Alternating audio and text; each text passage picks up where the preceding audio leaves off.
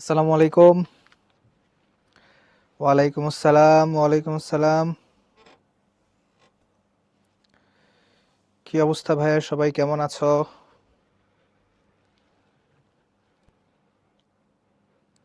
ওকে। আমাকে হয়তো নতুন মুখ দেখছো তোমরা, তোমাদের সঙ্গে পরিচিত হয়ে নেই। আমি ভালো আছি, ওয়ালাইকুম আসসালাম, আদাব। আমার নাম হচ্ছে মোহাম্মদ আরাফাত হোসেন। আমি পড়াশোনা করছি ঢাকা বিশ্ববিদ্যালয়ে বাংলা বিভাগে, মাস্টার্সে। তো তোমাদের সঙ্গে হয়তো দীর্ঘদিনের একটা যাত্রায় তোমরা আমাকে সঙ্গে পাবে এবং আমিও তোমাদের সঙ্গে থাকবো ইনশাল্লাহ। ওকে। সবাইকে সবার সালাম নিচ্ছি, ওয়ালাইকুম আসসালাম। আলহামদুলিল্লাহ ভাই, অনেক ভালো আছি। আশা করি তোমরা ভালো আছো। চলো আজকে আমরা হচ্ছে বাংলা প্রথম পত্র এবং দ্বিতীয় পত্র দুটো টপিক থেকে গুরুত্বপূর্ণ জিনিস শিখবো। আর আজকের ক্লাসটা একটু মজার হবে, তোমরা ছোট মানুষ, তো অনেক গল্প সল্প শিখবা, শুনবা। তো আজকে আমরা একটু আজকে থেকে প্রায় 300-400 বছর আগের দিকে একটু তোমাকে নিয়ে চলে যাব। 300-400 বছর আগে কি হয়েছিল সেটা একটু দেখে আসবো। দেখো, আজকে আমরা বাংলার প্রথম পত্রে পড়বো হচ্ছে একটা কবিতা, নাম হচ্ছে বন্দনা। আর বাংলা দ্বিতীয় পত্র থেকে সন্ধি। ইনশাল্লাহ সবকিছু ঠিকঠাক হয়ে যাবে আশা করি। তোমাদের মজার কয়েকটা জিনিস দেখায়, দেখো। তোমাদের টেক্সট বুকের সঙ্গে একটু কম রিলেটেড, কিন্তু বাংলা সাহিত্যের সঙ্গে খুব বেশি গুরুত্বপূর্ণ। তোমরা অনেকেই হয়তো জানো যে বাংলা সাহিত্য বলে একটা কথা আছে, তাই না? এই বাংলা সাহিত্যটাকে আসলে কবে থেকে শুরু হইলো? এই যে গল্প, নাটক, উপন্যাস তোমরা পড়ছো, এগুলা প্রথম কবে বাংলায় লেখা হয়েছিল? এই প্রশ্ন তোমাদের অনেকের মাথায় আসতে পারে। তো বাংলা সাহিত্যে যেগুলো যুগ ছিল, দেখো, যুগটাকে মূলত তিনটা ভাগে ভাগ করা হয়। প্রথম যুগকে বলা হচ্ছে প্রাচীন যুগ, অনেক আগের একটা যুগ, যে যুগে প্রথম বাংলা নিয়ে লেখা শুরু হয়েছিল। ধারণা করা হয় 650 থেকে 1200 সাল, এই সময় প্রথম বাংলা ভাষা নিয়ে গল্প লেখা শুরু হয়েছিল বা কোনো কবিতা সামহাও কিছু লেখা শুরু হয়েছিল। এরপরে বলা হচ্ছে পরে যে যুগ আসতেছে সেটা হচ্ছে ভাইয়া তোমার মধ্যযুগ। এটা ধারণা করা হয় 1201 থেকে শুরু হয়েছে, এই 1800 সাল পর্যন্ত চলেছে। আর বর্তমান যে যুগ চলতেছে বাংলা সাহিত্যের, তাকে বলা হচ্ছে বাংলা সাহিত্যের বর্তমান যুগ। এইটা শুরু হয়েছে 1800 সালে, এখন পর্যন্ত চলছে। তাহলে আমরা কোন জায়গায় অবস্থান করছি এখন? আমরা অবস্থান করছি হচ্ছে বর্তমান যুগে। আজকে আমরা যে কবিতার কথা তোমাকে বললাম, ওই কবিতার নাম হচ্ছে বন্দনা কবিতা। যেই কবিতাটা লেখা হয়েছিল এই যে এই সময়, দেখো, মধ্যযুগে। তার মানে আজকে থেকে অনেক আগে, প্রায় যে আমি বললাম তোমাকে 400-500 বছর আগে, ওই রকম আগে। এই যে এই সময়ে লেখাগুলা কেমন ছিল ভাই? আমরা তখন বেঁচে ছিলাম না। 400 বছর আগে কি আমরা বেঁচে ছিলাম? না। আমরা তখন সার্ভাইভ করতে পারলাম তো? নাই, এখন পসিবল না। তো ওই সময় কিভাবে সাহিত্য লেখা হইতো সেটা আজকে আমরা দেখব। এই সময় যেগুলো লেখা হতো ম্যাক্সিমাম সবগুলাই ছিল হচ্ছে কবিতা। এখন যেরকম তুমি ছোট গল্প পড়তেছো, নাটক পড়তেছো, উপন্যাস পড়তেছো, সিনেমা দেখতেছো, মুভি দেখতেছো, ওই সময় এগুলো ছিল না। ওই সময় যা কিছু ছিল সবগুলাই ছিল হচ্ছে কবিতা। এই কবিতার মধ্যে এক ধরনের কবিতাকে বলা হয়তো, দেখো, এক ধরনের কবিতাকে বলা হয়তো ভাইয়া রোমান্সমূলক প্রণয় উপাখ্যান। রোমান্স মূলক প্রণয়, হ্যাঁ, উপাখ্যান। জিনিসটা আসলে কি? জিনিসটা হইল, রোমান্স মানে হচ্ছে যুদ্ধ, মারামারি, বিদ্রোহ, এগুলাকে বোঝায়। প্রণয় মানে হচ্ছে প্রেম, ভালোবাসা। উপাখ্যান মানে গল্প। অর্থাৎ মধ্যযুগে যে কবিতাগুলো লেখা হইতো এর মধ্যে একটা বিখ্যাত ধরনের কবিতা ছিল কি? রোমান্সমূলক প্রণয় উপাখ্যান। অর্থাৎ প্রেম ভালোবাসার জন্য যুদ্ধ হইতো, মারামারি হইতো, এগুলো নিয়ে এক ধরনের কবিতা লেখা হইতো। ওই রকমই একটা কবিতার নাম হচ্ছে ইউসুফ জুলেখা। এই নামটা তোমরা অনেকেই শুনেছ বারবার। এটা হচ্ছে ইউসুফ জুলেখা। ইউসুফ জুলেখা এটা হচ্ছে একটা কবিতার বই। মূলত এটা হচ্ছে ওয়ান কাইন্ড অফ কবিতার বই। এটার বৈশিষ্ট্য কি ভাই? এটা হচ্ছে এক ধরনের কবিতার বই যার মধ্যে প্রণয়ের কাহিনী উল্লেখ আছে। এটা একটা প্রণয় কাহিনী। এই কাহিনীতে নাম শুনে তোমরা বুঝতে পারতেছো ভাই যে ইউসুফ ইনি কি ধর্মের সঙ্গে সংশ্লিষ্ট কেউ? হ্যাঁ, মুসলিম ধর্মে ইউসুফ নামে একজন নবী ছিল, তোমরা হয়তো এটা অনেকে নাম শুনেছ। এটা ধর্মের সঙ্গে সম্পর্কিত ছিল। ওই যে ইউসুফের নাম মুসলমান ধর্ম অনুসারে কোরআনে উল্লেখ আছে, কিন্তু এখানে যে কবি ছিলেন একজন বিখ্যাত, তিনি ওই কাহিনীটা বাদ দিয়ে নিজের মতো এই চরিত্রটা নিয়ে একটা কবিতার বই লিখেছিলেন, যে বইয়ের নাম ছিল হচ্ছে ইউসুফ জুলেখা। আজকে আমরা যেই কবিতাটুকু পড়ব, ওই কবিতাটা মূলত এই ইউসুফ জুলেখা এখানকারই একটা অংশ, যার নাম হইতেছে বন্দনা। বন্দনা শব্দের অর্থ কি? বন্দনা শব্দের অর্থ হচ্ছে ভাইয়া স্তুতি। স্তুতি মানে আবার কি ভাইয়া? স্তুতি মানে হচ্ছে প্রার্থনা।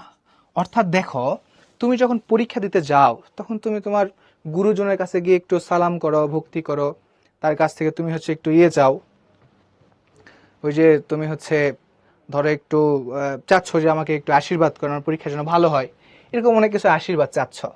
এখন এই বন্দনা মানে হচ্ছে ওয়ান কাইন্ড অফ প্রার্থনা করা। আগের যুগে যখন কোনো কবিতা লেখা হইতো, ওই কবিতাগুলোর বৈশিষ্ট্য ছিল প্রথমে ওই কবিতাতে কি করা হইতো? প্রথমে ওই কবিতাতে মানুষের কাছে প্রার্থনা করা হইতো, বন্দনা করা হইতো যে আমি একটা কবিতা লিখতে যাচ্ছি, আপনি আমাকে আশীর্বাদ করুন, আমি যেন কবিতাটা খুব ভালো করে লিখতে পারি। তাহলে এই কবিতার নাম যে বন্দনা, এটা কেন বুঝতে পারছো কি? এটা মূলত হচ্ছে তোমার এই যে ইউসুফ জুলেখা, বিশাল বড় একটা কবিতার বই ছিল। ওই কবিতার বই শুরুতেই কবি সবার কাছে প্রার্থনা করেছিলেন যে আমি সবার কাছে একটা প্রার্থনা চাচ্ছি, আমার সবার কাছে হচ্ছে আশীর্বাদ চাচ্ছি, আমি একটা কবিতা লিখতে যাচ্ছি, আমাকে কবিতা লেখার জন্য সবাই আশীর্বাদ করুন। আমি ছোট মানুষ, বাবার কাছে একটু আশীর্বাদ চাচ্ছেন, শিক্ষকের কাছে একটু আশীর্বাদ চাচ্ছেন, সভাসদ মণ্ডলী তাদের কাছে একটু আশীর্বাদ চাচ্ছেন। এই আশীর্বাদটুকুর জন্য এই কবিতার নাম হয়েছে বন্দনা। বলে এই কবিতার নাম বন্দনা কেন? এইটা বুঝছো কিনা? Yes or no? এই কবিতার নাম যে বন্দনা এবং এর মধ্যে আমরা কি পাবো, এইটা বুঝতে পারছো কিনা? এখানে বোঝানো হয়েছে এই কবিতাটা ছিল, মূল বইটার নাম হচ্ছে ইউসুফ জুলেখা, সেখানকার একটা অংশ বন্দনা পর্ব বলা হয় বা বন্দনা, এটা আমরা আজকে পড়বো। তাহলে বন্দনা কেন, এটুকু কি বুঝা গেছে? ওকে, ঠিক আছে। ওকে, এখন এই কবিতা লিখেছেন কে? লিখেছেন হচ্ছে শাহ মোহাম্মদ সগীর। শাহ মোহাম্মদ সগীর, ইনি ছিলেন এই কবির হচ্ছে এই কবিতার কবি। যিনি মধ্যযুগের কবি ছিলেন, এনার সম্পর্কে বলতে গেলে কি হয়, ইনি ছিলেন মূলত একজন মধ্যযুগের কবি। নাম শুনে বুঝতে পারতেছো, ইনি ছিলেন হচ্ছে মুসলমান কবি। ওকে, আরও একটা জিনিস ইনার সম্পর্কে গুরুত্বপূর্ণ, একটু অন্য কায়দায় লিখে তোমাদের দেই। ইনি হচ্ছেন প্রথম মুসলমান কবি। তিনি হচ্ছেন প্রথম মুসলমান কবি। অর্থাৎ বাংলা সাহিত্যে যতটুকু তথ্য পাওয়া যায় তার মধ্যে প্রথম মুসলমান কোনো ব্যক্তি যিনি কবিতা লিখেছিলেন তার নাম ছিল হচ্ছে এই শাহ মোহাম্মদ সগীর। ওকে, আর একটা কথা, ওই সময় এই কবিরা রাজসভার কবি ছিলেন। হ্যাঁ, এই যে শাহ মোহাম্মদ সগীর, ইনি একজন রাজার অধীনে তার রাজসভায় চাকরি করতেন কবি হিসাবে। সেই রাজার নাম কি ছিল? সেই রাজার নাম ছিল হচ্ছে সুলতান। সেই রাজার নাম এখানে তোমরা পাবা, দেখো, সুলতান গিয়াসউদ্দিন আজম শাহ। এখানে একটু দেখলা তোমরা, এখানে একটু দেখো, শাহ মোহাম্মদ সগীর তিনি আনুমানিক 14 থেকে 15 শতকের কবি, বা 1400 বা 1500 সালের দিকে তিনি জন্মগ্রহণ করেছিলেন। আনুমানিক বলা হয়েছে কেন? কারণ পরিপূর্ণ বা সঠিক তথ্য পাওয়া যায় নাই। মুসলমান কবিদের মধ্যে তিনি সবচেয়ে প্রাচীনতম, অর্থাৎ ধারণা করা হয় তিনি ছিলেন হচ্ছে প্রথম কবি। ওকে, তিনি গৌড়ের সুলতান। ভাই, গৌড় কি জিনিস? গৌড় হইতেছে বর্তমান বাংলাদেশের এই যে চাপাই নবাবগঞ্জ আছে না, চাপাই নবাবগঞ্জ, এই যে চাপাই নবাবগঞ্জ, এবং ভারতে তুমি দেখবা মুর্শিদাবাদ নামে একটা জায়গা আছে, মুর্শিদাবাদ, অর্থাৎ যে রাজশাহী পার হইলে ভারতের যে অংশ শুরু, এইটাকে বলা হয়তো গৌড় অঞ্চল। ওই অঞ্চলের একজন রাজা ছিলেন, তার নাম ছিল হচ্ছে সুলতান গিয়াসউদ্দিন আজম শাহ।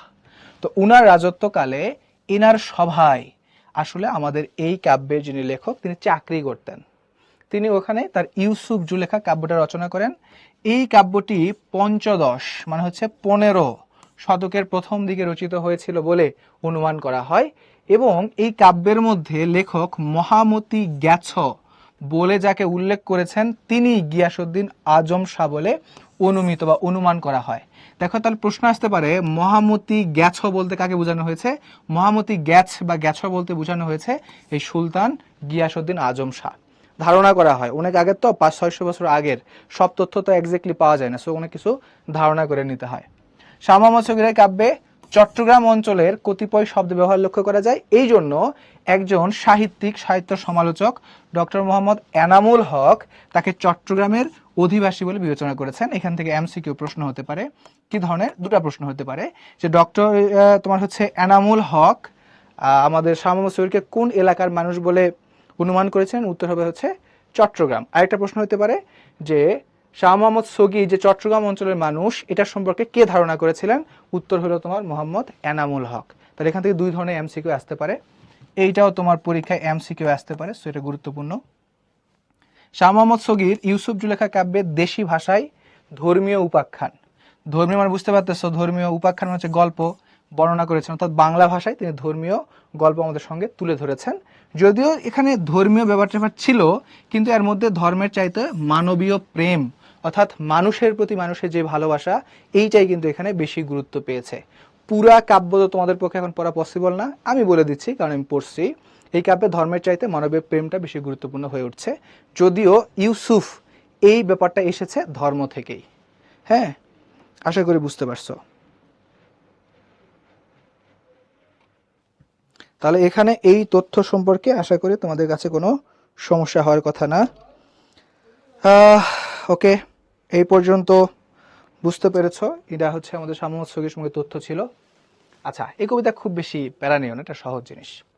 উৎস আমি অলরেডি বলেই দিয়েছি, এটা ইউসুফ জুলেখা কাব্য থেকে নেওয়া হয়েছে, তার বন্দনা পর্ব থেকে। ওকে, এখানে মূল ভাবটা কি? মূল ভাব হচ্ছে শ্রদ্ধাবোধ ও কৃতজ্ঞতাবোধ, বা মানুষের প্রধান ধর্ম কবিতাংশে তাই প্রকাশিত হয়েছে, অর্থাৎ মানুষের প্রতি মানুষের শ্রদ্ধা এবং গুরুজনের প্রতি কৃতজ্ঞতা, ওইটা আমরা কবিতার মধ্যে দেখতে পাবো।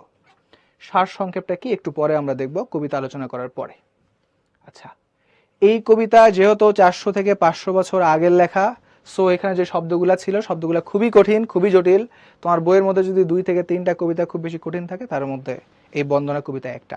সো বি কেয়ারফুল, একটু গুরুত্ব দিয়ে দেখো। দেখো, পুরবাসী শব্দের অর্থ হচ্ছে নগরবাসী, এগুলো মুখস্থ করতে হবে। বন্দনা শব্দের অর্থ হচ্ছে স্তুতি বা প্রশংসা। কর শব্দের অর্থ হচ্ছে করি, এগুলো 400 বছর আগে ব্যবহার করা হইতো। জান মানে হচ্ছে যার, হন্তে মানে হচ্ছে হতে, থুইলা মানে হচ্ছে রাখলো, অশক্য মানে হচ্ছে অশক্ত বা দুর্বল, আসিলু মানে হচ্ছে ছিলাম, মুই মানে হচ্ছে আমি, সাবাল মানে হচ্ছে সাওয়াল বা সন্তান। এরপর দেখো তান মানে হচ্ছে তার, গোয়ায়ে মানে হচ্ছে গুজরান করে বা অতিবাহিত করে। আমরা কবিতা যখন পড়বো তখন এগুলো আরো সহজ হবে আমাদের কাছে, একবার শুধু দেখে নাও। পিতাক মানে হচ্ছে পিতাকে। নেহাই শব্দের অর্থ হচ্ছে স্নেহ। বিদিত মানে হচ্ছে জানা। মনোরথ মানে হচ্ছে মনের ইচ্ছা বা অভিলাষ। জিউ মানে জীবিত থাকা, বেঁচে থাকা। কনে মানে কখনো। ধারক মানে হচ্ছে ধারের বা ঋণের। ধারক শব্দটা আসছে ধার করা থেকে, ধার, ধার থেকে হয়ে গেছে ধারক। এগুলো আমি যখন কবিতা পড়বো তখন প্রত্যেকটা লাইনে বিস্তারিত লিখে দিব। এখন জাস্ট একবার আমার সঙ্গে দেখো, বিস্তারিত না বুঝলে বা মুখস্থ না করতে পারলে কোনো টেনশন তোমাকে করতে হবে না। কাহন মানে হচ্ছে টাকা। হ্যাঁ, বারো, বারো মানে হচ্ছে বাড়া বা বেশি। দোসর মানে হচ্ছে দ্বিতীয়, ওই যে আমরা দোসরা লিখি না এইভাবে, ওইটা আর কি। মোহার মানে হচ্ছে আমার। সপুটে, গুরুত্বপূর্ণ খুব এমসিকিউ এর জন্য। কর জোরে, এরকম করে সরকারের কাছে আমরা কিছু চাই, করজোরে, তখন বলা হয় সপুটে। এরপরে হচ্ছে সভানক মানে হচ্ছে সভার, সবার, সবাই কি হচ্ছে অল, তখন ওটাকে ওই সময় বাংলায় বলা হয়তো সভাক। খুব কঠিন, কিন্তু আমি যখন কবিতা পড়বো তখন তোমার কাছে সহজ লাগবে। দেখো, বসুধা মানে হচ্ছে পৃথিবীতে। ওই যে বসুন্ধরা, একটা গান তোমরা শুনেছো, ধন ধান্যে পুষ্পে ভরা আমাদের এই বসুন্ধরা, ওই বসুন্ধরা থেকে বসুধা মানে পৃথিবী। তিহ মানে হচ্ছে তিনিও। আমহার মানে হইতেছে আমার। এইটা কবিতার লাইন, আমি কবিতাতে বলে দিব। এইটাও কবিতার লাইন, কবিতায় বলে দিব। মাও শব্দের অর্থ হচ্ছে মা। পিপিরা শব্দের অর্থ হচ্ছে পিঁপড়া বা পিপিলিকা। ধর শব্দের অর্থ যদিও মাথা, কিন্তু কবিতায় এটাকে শরীর হিসেবে ব্যবহার করা হয়েছে। দেখো, অনেকগুলা আসলে ব্যাপারগুলো ছিল, তোমার কাছে মনে রাখা একটু কঠিন হতে পারে, শেষ হয় নাই, আরো আছে। শুধিব খুব গুরুত্বপূর্ণ, একটু মনে রাখো। শোধ করব। পৌরজন, পৌর, যে আমরা বলি না পৌরসভা, পৌরসভা, অনেকে কিন্তু পৌরসভার মধ্যে বসবাস করো। পৌর মানে হচ্ছে শহর, তাহলে শহরে যে লোকগুলো থাকে কি বলা হয়? নাগরিক বা নগরবাসী। ইষ্ট মানে হচ্ছে ভালো, শুভ, কল্যাণ বা আপনজন। মিত্র মানে হচ্ছে বন্ধু। যথ মানে হচ্ছে যত। সভাসদ মানে সভায় যোগদানকারী ব্যক্তি বা সদস্য। বহুল মানে অনেক। ভকতি, মনে রাখো ভকতি মানে ভক্তি, এই ভক্তি কথাটাকে একটু ভেঙে লেখা হয়েছে জন্য ভকতি হয়ে গেছে। হ্যাঁ, হীন মানে হচ্ছে নিচ। বহ মানে হইতেছে বহন করি। পদে মানে হচ্ছে পায়ে। মাগো মানে হচ্ছে ভিক্ষা করি, উস্তাদ মানে হচ্ছে শিক্ষক বা গুরু। এর মধ্যে কিছু কিছু তোমাদের মনে আছে, কিছু হয়তো মনে নাই, খুবই স্বাভাবিক, প্যারা নিও না। আমরা এখন কবিতাটা পড়ব। এই কবিতায় কোথায় কি শব্দ ছিল, কোন লাইনে কি বুঝাচ্ছে, আমার সঙ্গে একটু গুরুত্ব দিয়ে খেয়াল করো। প্রথমে বলেছি কবিতার নাম হচ্ছে বন্দনা, তার মানে প্রার্থনা করা হচ্ছে। শাহ মোহাম্মদ সগীর একটা কবিতা লিখতে যাচ্ছেন, যাওয়ার আগে তিনি সবার কাছে প্রার্থনা করছেন। তো তিনি প্রথম প্রার্থনা কার কাছে করলেন? তিনি প্রথম প্রার্থনা করলেন সৃষ্টিকর্তার কাছে। প্রথম প্রার্থনা কার কাছে করলেন? সৃষ্টিকর্তার কাছে, যে হে সৃষ্টিকর্তা, তুমি আমাকে এই কবিতা লিখতে যাচ্ছি, আমাকে লেখার জন্য তৌফিক দান করো। স্রষ্টার কাছে তিনি প্রথম এই বন্দনাটা করলেন। এরপরে 2 নম্বর বন্দনা কার কাছে করলেন? শুরু হইল এখান থেকে, স্টার্ট 2 নম্বর বন্দনা। দ্বিতীয় প্রণাম করো মাও বাপ পায়ে। তার মানে দ্বিতীয়তে, প্রথমে তিনি স্রষ্টাকে করলেন, দ্বিতীয়তে প্রণাম করো, মাও মানে হইতেছে মা, বাপ মানে হইতেছে বাবা, পাও মানে হইতেছে পায়ে। তাহলে তিনি 2 নম্বর কাকে প্রণাম করতে বললেন? বাবা মার পায়ে গিয়ে প্রণাম করতে বললেন। আশা করি বুঝতে পারছো। এইবার দেখো বোঝো কিনা। তাহলে দ্বিতীয় প্রণাম করো মাও বাপ পায়ে। জান, জান মানে হইতেছে যার। দয়া হন্তে, হন্তে মানে হচ্ছে হতে। জন্ম হইল, হইল মানে হইতেছে এই হইল, হ্যাঁ, হইল বসুধায়, বসুধায় মানে হচ্ছে পৃথিবীতে। আসলে জিনিসটা বুঝানো হইল কি? বুঝানো হইল বাবা মার পায়ে দ্বিতীয়তে আমি প্রণাম করলাম যার বা যাদের, যার অর্থাৎ বাবা মার দয়া হতে আমার পৃথিবীতে জন্ম হলো, অর্থাৎ যে বাবা মার দয়া থেকে পৃথিবীতে আমি জন্মগ্রহণ করেছি, সেই বাবা এবং মায়ের পায়ে আমি প্রণাম করছি। আশা করি এবার বুঝতে পারছো। এরপরে বলছে পিপিরায় ভয়ে মাওনা থুইলা মাটিত, কোন দিয়া বুক দিয়া জগতে বিদিত। তাহলে পিপিরার ভয়ে মানে পিঁপড়ার ভয়ে, মাও মানে হইতেছে মা, না থুইলা। দেখো চট্টগ্রামে যারা আছো তারা হয়তো বুঝতে পারবা, এই চট্টগ্রামের লোকজন কিন্তু না আগে বলে, আই ন ডরাই, মানে আমি ডরাই না, ভয় করি না, নাটাকে তারা আগে বলে। আই, এখানে কি বলছে? মাও না থুইলা, না থুইলা মানে হচ্ছে তার মা থুইল না। কোথায়? মাটিতে। মাটিতে রাখলে পিঁপড়া খাবে তার সন্তানকে, এই ভয়ে তার মা তাকে মাটিতে রাখছে না। তারা মায়ের ভালোবাসা সন্তানের প্রতি কত গভীর, যে মাটিতেও রাখছে না, কারণ মাটিতে রাখলে হয়তো পিঁপড়া তার সন্তানকে খেয়ে ফেলবে। এরপরে বলছে কোন দিয়া বুক দিয়া জগতে বিদিত। এই কোন মানে হইতেছে ভাইয়া কোল, দিয়া, এই দিয়া মানে হইতেছে দয়ারস্যই উন্তস্ত একারে দিয়া, বুক দিয়া, হ্যাঁ, জগতে বিদিত। জগৎ মানে জগৎ তো বোঝো, বিদিত মানে হচ্ছে জানা, কোনো কিছু জানাকে বলা হয় বিদিত জানা। অর্থাৎ আমার মা আমাকে মাটিতে রাখেনি পিঁপড়াই খাবে জন্য, কোলে রেখে বুকে রেখে তিনি আমাকে মানুষ করেছেন, পুরা পৃথিবীর লোকজন এটা জানে, জগতের লোকজনের কাছে এটা জানা। তাহলে প্রত্যেকটা মা তার সন্তানকে মাটিতে রাখে না পিঁপড়াই খাবে জন্য, কোথায় রাখে? তাহলে কোলে রাখে, বুকে রাখে।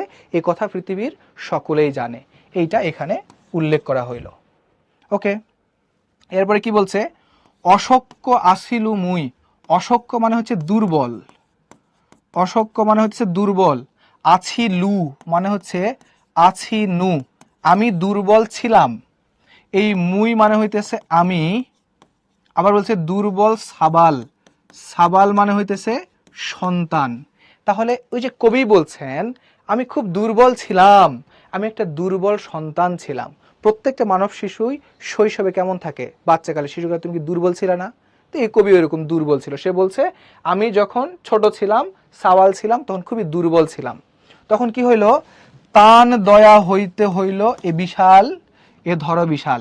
তান মানে হইতেছে তার, দয়া হনতে মানে হচ্ছে হতে, হইল মানে হচ্ছে হলো, তার দয়াই হতে হলো এ ধর, ধর মানে হইতেছে শরীর, বিশাল মানে কি? বড়।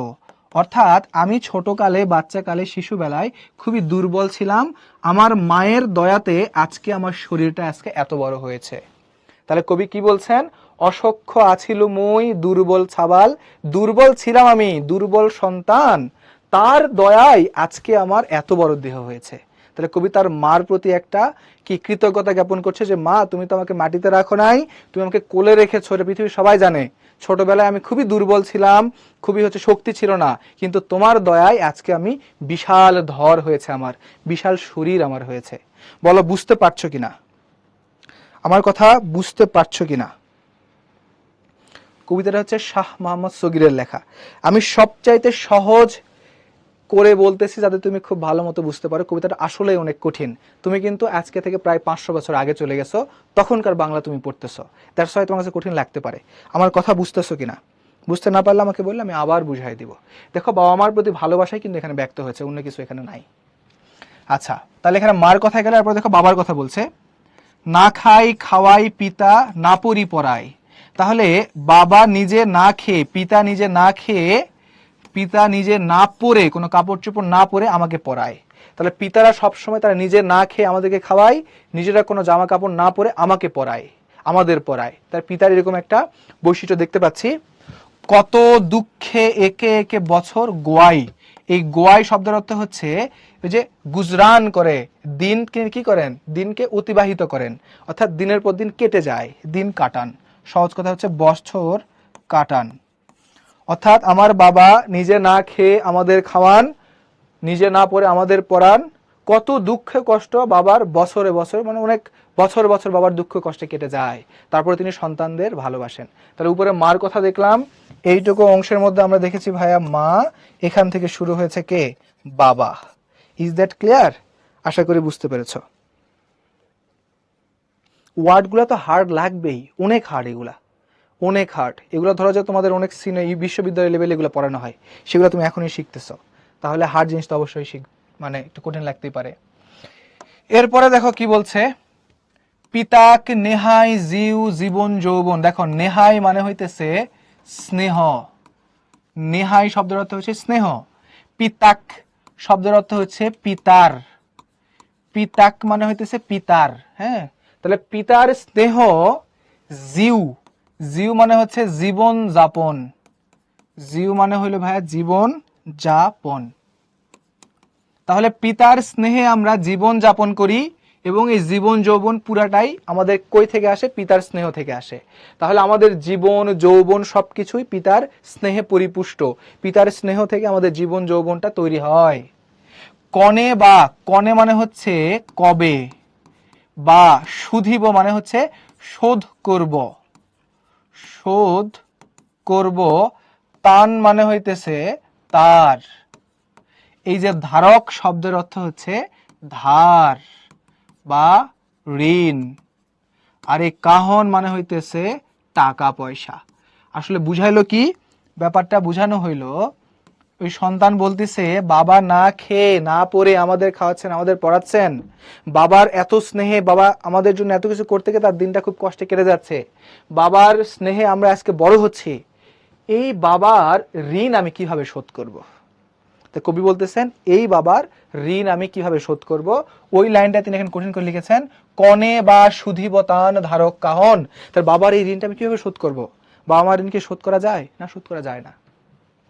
তাহলে বাবার কনসেপ্ট শেষ।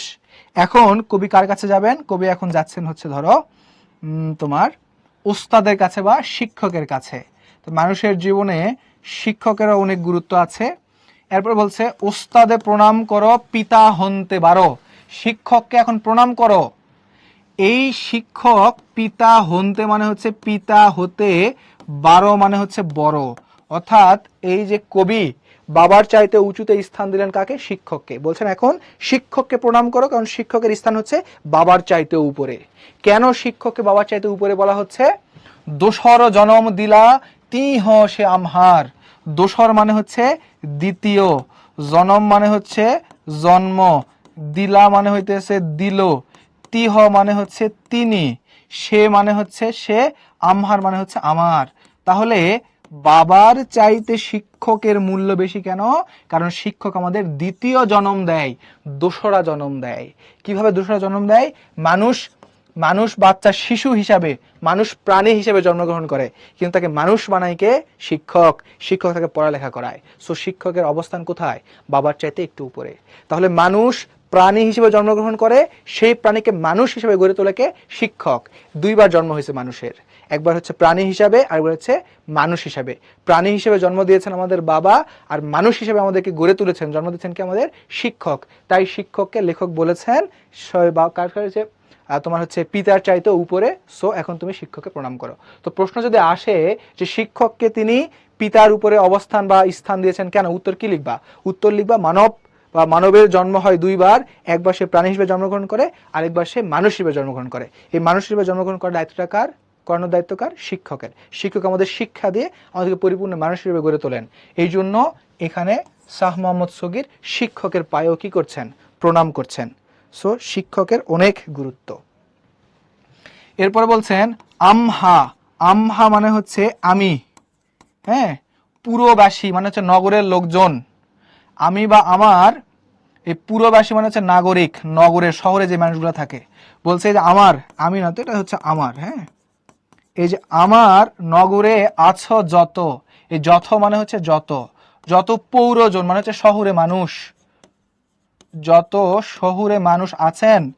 এখন কবি বলছেন আমার এই শহরে যত শহরে মানুষ আছেন, ইষ্ট মিত্র আদি যত সভাগণ। ইষ্ট মানে কি? ইষ্ট মানে আপনজন। আমার যত আপনজন আছেন, মিত্র, মিত্র মানে কি? বন্ধু। আমার যত বন্ধু আছেন, আদি মানে আমার চাইতে যারা বয়সে বড় আছেন, সব সদস্যদের, সভাসদ মানে হচ্ছে সদস্য, সব সদস্যদের আমি কি করছি? ভক্তি জানাচ্ছি। বলছে তান সভান পদে, তাদের সবার পায়ে। মহার মানে হচ্ছে আমার, তাদের সবার পায়ে আমার বহুল, বহুল মানে হচ্ছে অনেক, ভকতি মানে হচ্ছে ভক্তি। আশা করি বুঝতে পারছো। কি বোঝানো হলো? লেখক বললেন এই শহরে যত লোকজন আছেন, যারা আমার বন্ধু, যারা আমার আপনজন, যারা আমার চাইতে বড়, যত সদস্যবৃন্দ এই রাজসভায় আছেন, সবার পায়ে আমার অশেষ ভক্তি, অশেষ প্রণাম। প্রথমে স্রষ্টাকে প্রণাম করলেন, মাকে প্রণাম করলেন, বাবাকে প্রণাম করলেন, শিক্ষককে প্রণাম করলেন, এখন এই শহরের যত মানুষ আছেন তিনি সবাইকে প্রণাম করলেন। এই জন্য এই কবিতার নাম হচ্ছে বন্দনা। তিনি সবার কাছে প্রার্থনা করছেন যে আমি কিছু ভালো কাজ করতে যাচ্ছি, আমাকে একটু আশীর্বাদ করুন। শেষে এসে তিনি কি বললেন দেখো, সপুটে প্রণাম। সপুটে মানে হচ্ছে কর জোরে।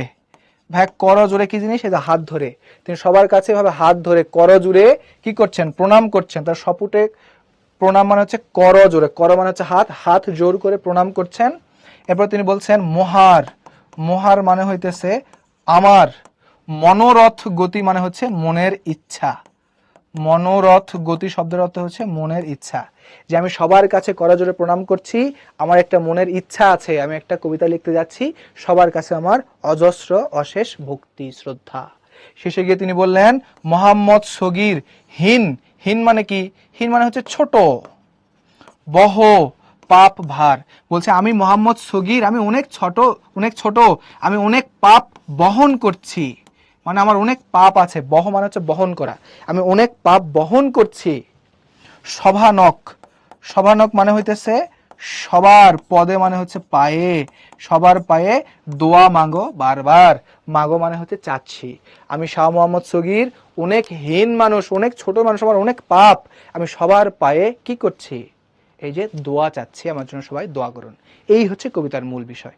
তাহলে পুরো কথা যদি আমি প্রথম থেকে তোমাকে বলি, কনসেপ্টটা হচ্ছে লেখক একটা কবিতার বই লিখতে যাচ্ছেন, সেই জন্য তিনি প্রথমে স্রষ্টাকে স্মরণ করলেন, পরে মাকে স্মরণ করলেন, বাবাকে স্মরণ করলেন, শিক্ষককে স্মরণ করলেন, তার পরিবারের বন্ধু বান্ধব, ভাই ব্রাদার, আত্মীয় স্বজন আছে সকলকে স্মরণ করলেন। করার পর সকলকে বললেন আমি খুবই দরিদ্র ছোট একটা মানুষ, অনেক পাপ করেছি, তবে আপনারা সবাই আমাকে একটু দোয়া দেন, আমি আপনার কাছে দোয়া চাইতে এসেছি, আমি যেন ভালো কিছু করতে পারি। এই হচ্ছে এই কবিতার মূল বিষয়। বলা বুঝছো কিনা? এর চাইতে সহজ করে বলা এই কবিতা ইম্পসিবল। আমি যথেষ্ট সময় নিয়েছি যাতে তোমরা ভালো মতো বুঝতে পারো। বলা বুঝছো কিনা?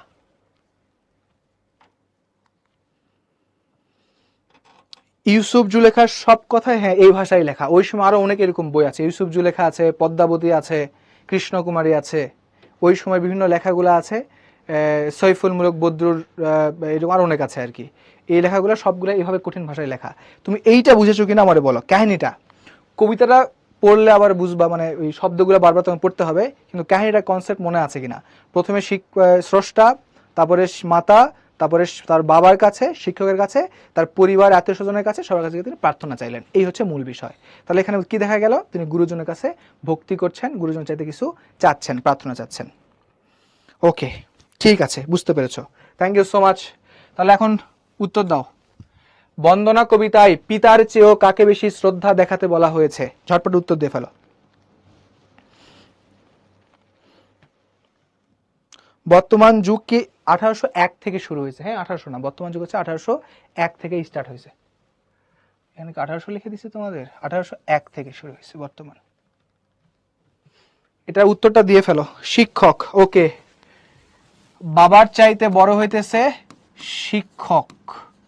শিক্ষক না দিয়ে তোমরা এখানে দিবা হচ্ছে ওস্তাদ, যেহেতু বইয়ের মধ্যে ওস্তাদের উল্লেখ আছে, ওস্তাদটা দিব আমরা। বন্দনা কবিতাটি কোন কাব্যের অন্তর্গত? বন্দনা কবিতা হচ্ছে ইউসুফ জুলেখা।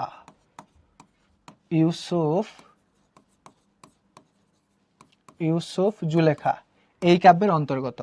মুসলমান কবিদের মধ্যে প্রাচীনতম কে ছিলেন? উত্তর আমরা জানি, সেটা হচ্ছে তিনি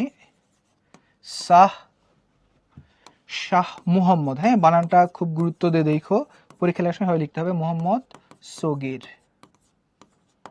শাহ মোহাম্মদ সগির, ইনি ছিলেন হচ্ছে প্রাচীনতম। ওকে, জ্ঞানমূলক ছিল। এখন একটু অনুধাবনমূলক প্রশ্ন, দেখি তোমরা পারো কিনা। দোসর জনম বলতে কি বোঝানো হয়েছে? দোসর জনম কথাটার অর্থ আমি বলে দিচ্ছি। দোসর মানে হচ্ছে দ্বিতীয়, জনম মানে হচ্ছে জন্ম। আমি কিন্তু বলার সময় এটা বিস্তারিত বলেছিলাম। দ্বিতীয় জন্ম বলতে কি বোঝানো হচ্ছে বলো? সাবাস আদ্রিতা, সুন্দর হয়েছে। ওস্তাদ, আফিয়া, তাওসি, তাসনিম, হ্যাঁ কুইজ ধরবো অবশ্যই। দ্বিতীয়বার জন্ম বলতে যে মানুষ হিসেবে জন্মগ্রহণ, অর্থাৎ শিক্ষকরা মানুষকে দ্বিতীয় জন্ম দেয়। এই জন্যই শিক্ষককে কার উপরে স্থান দিতে বলা হয়েছে? বাবার উপরে স্থান দিতে বলা হয়েছে। ওকে, এইটা যদি পারো তার পরেরটাও সেম। দ্বিতীয় জন্মদাতা বলা হয়েছে কাকে এবং কেন? ওই যে ওস্তাদকে। কেন তিনি মানুষকে দ্বিতীয় জন্ম দেয়? দুই প্রশ্ন কাছাকাছি, সেম জিনিস। জ্ঞানমূলক উত্তর লিখে পরে ব্যাকেটুকু তুমি লিখে ফেলবা। কোন দিয়া বুক দিয়া জগত বিদিত বা বিদিত বলতে কি বোঝানো হয়েছে? কোন মানে হইতেছে কোল, কোন মানে হইতেছে কোল, দিয়া মানে হচ্ছে দিয়ে, বুক মানে হইতেছে জানো তোমরা বুক দিয়ে।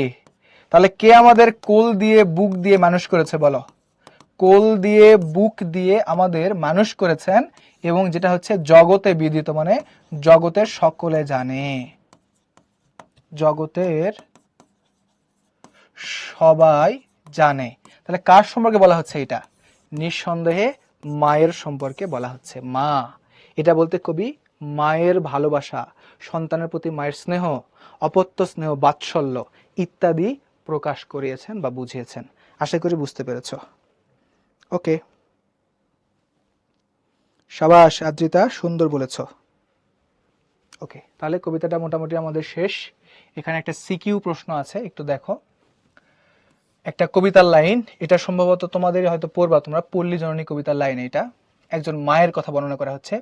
নামাজের ঘরে মোমবাতি মানে দরগায় মানে দান, ছেলেদের তাহার ভালো করে দাও কাঁদে জননীর প্রাণ, ভালো করে দাও আল্লাহ রসুল, ভালো করে দাও পীর, কহিতে কহিতে মুখখানি ভাসে বহিয়া নয়ন নীর। তাহলে একজন মা তার সন্তানের জন্য প্রার্থনা করছেন। তার সন্তান অসুস্থ, তিনি তখন দেখো নামাজের ঘরে মানে মাজারে গিয়ে মোমবাতি জ্বালছেন, দরগায় মানত করছেন। এরপরে তিনি হচ্ছে সন্তানকে ভালো করার জন্য তার মনটা কাঁদছে, আবার তিনি আল্লাহকে ডাকছেন, রাসূলকে ডাকছেন। এই ডাকতে ডাকতে তার চোখ মুখ বয়ে পানি পড়ে যাচ্ছে, অশ্রু পড়ে যাচ্ছে। তার একজন মায়ের কষ্ট এখানে আমরা দেখতে পাচ্ছি। তো প্রশ্নে কি বলেছে? উদ্দীপকে বন্দনা কবিতার কোন দিকটি উপস্থাপিত হয়েছে?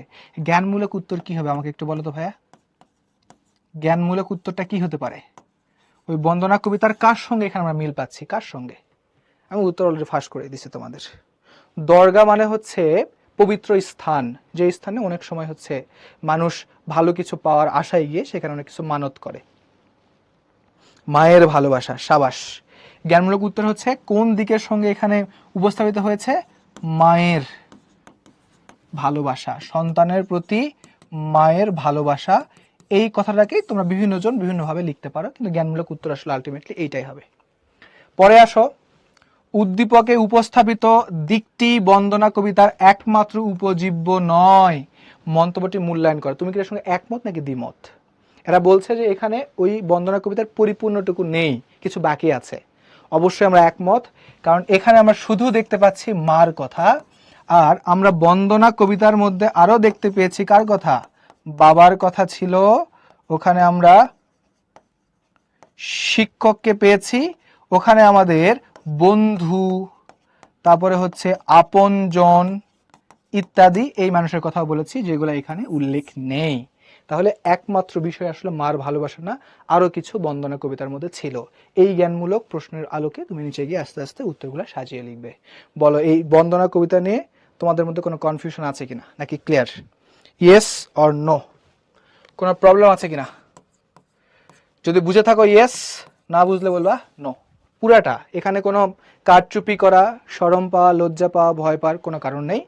না বুঝলে আবার বুঝাই দেব, যতটুকু চেষ্টা মানে পারা যায় আমি সহজ করে বলেছি, এবং তোমাদের মাথায় আলটিমেটলি ওই কবিতায় কি বুঝাইছে এটা কিন্তু ঢুকে গেছে।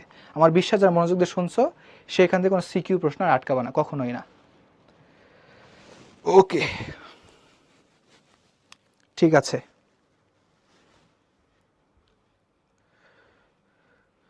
অনির্বাণ মনে হয় ক্লাসে পরে ঢুকছো, কবিতাটা আবার একবার দেখতে হবে। ওকে, ক্লিয়ার, সাবাস, ঠিক আছে, ঠিক আছে আদ্রিতা, ওকে ফাইন। তাহলে আমরা হচ্ছে আমাদের এই কবিতা অংশ শেষ করলাম। তোমরা হচ্ছে একটু কুইজের উত্তর দাও, দেখি কতটুকু পারো।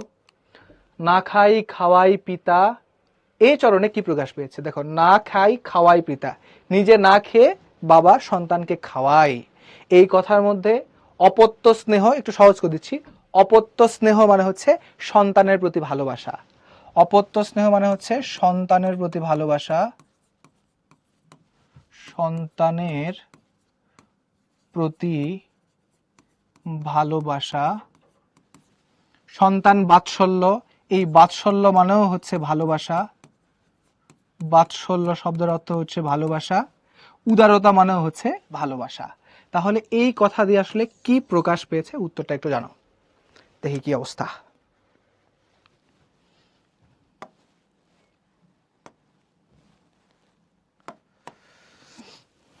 ওকে,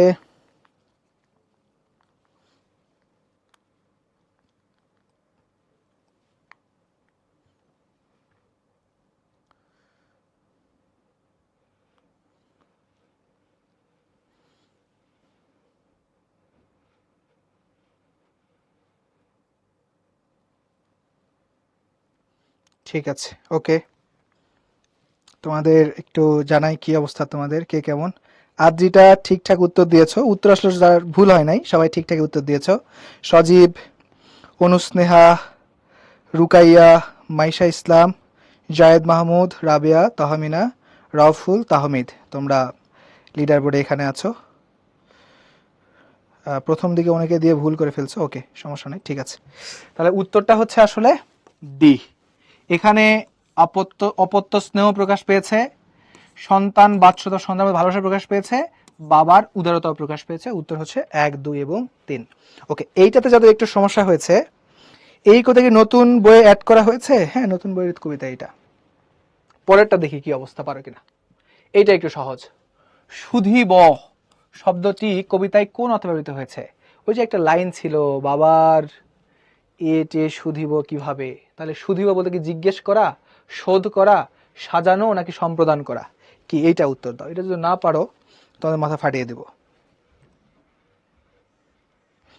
আশফিয়া, ঠিক আছে বললাম। কুইজ দিয়েছি, তাসফিয়া কুইজের উত্তর বলো। সুধীব শব্দের অর্থ কি তাহলে?